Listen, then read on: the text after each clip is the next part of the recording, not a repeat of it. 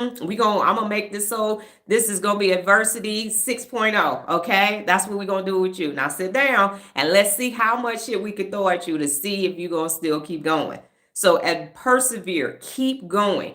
And the way you do that is you stay in your frontal lobe and you stay strong and you remember, visualize your goals, why you're doing it, and you just keep going. And then finally, failure is not an option.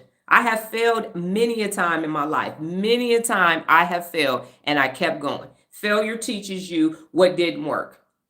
This didn't work. Let me find something that does. If you are now, trust nobody to say, I've never failed. I've never failed. Get the fuck away from me because you ain't never tried nothing. I want no parts of you because you a problem. You're going to be sitting in the comfort zone somewhere talking somebody out of something. Yeah, see, that's why I don't do that. I don't do that because, see, if you fail, then people are going to laugh at you. And that's that inferiority complex coming in, too. To say, I'm going to stay over here, right here, looking like I look and doing what I do because I'm not going to fail. Right. And your working memory is going to be atrophied as hell. And ain't nobody going to be able to have a conversation with your dumb ass in 5 years because you sitting over here and I ain't never failed. So absolutely not. Innovative. So innovation brings fun and excitement. Innovation is invigoration, and new ideas bring new life to you. The number one thing for innovation is to have fun. If you are not having fun, that shit is never gonna get done. You have to have fun. If you looked at my topic on paper, and it is basically the theory of personal accountability, the 74 principles of real leadership, and now wiring the neural pathways in your brain to become personally accountable. On paper, that don't sound sexy. That sound, if you was reading that in the course description, you'd be like, yep, not taking that. Nope, it's an elective and I'm electing not to take it. But then you come here, you're like, whoa, who knew that leadership was this exciting? And wow, I can become my best. And I'm learning about the brain. So have fun. The next one is embrace diversity. Embrace diversity.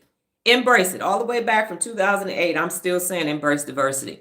People who can't embrace diversity have confirmation bias and conformity bias, and they don't want to learn about someone else because it makes them uncomfortable. So it's better to say you're wrong, and it's better for you to act like me so I don't have to understand you. I'm going to say that again. It's better for you to act like me so I don't have to understand you.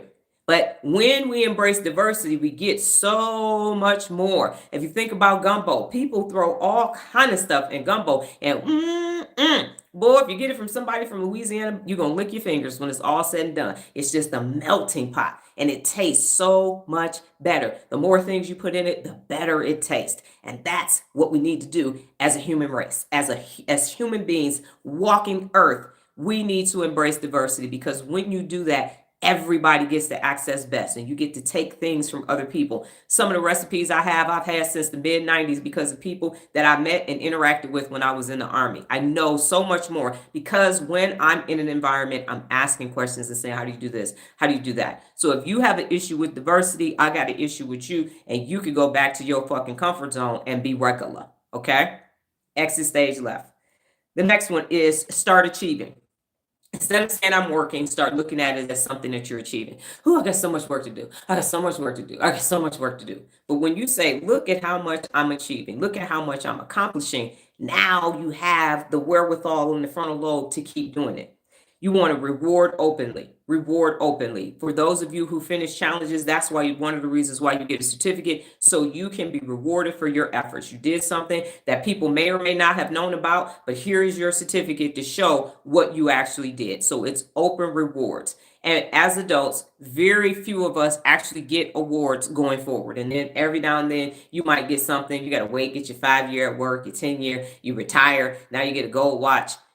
More rewards openly need to take place. And that's why I also give out hashtag real leader swags when you're in challenges too, because that's another form of rewarding openly. Think forward.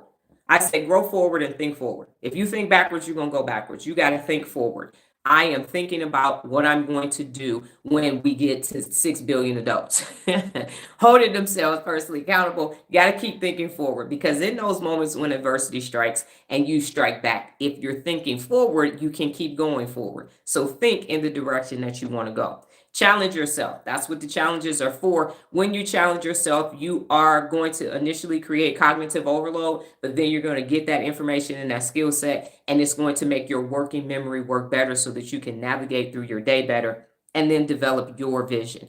Your vision is for you. So your vision can change. Mine has changed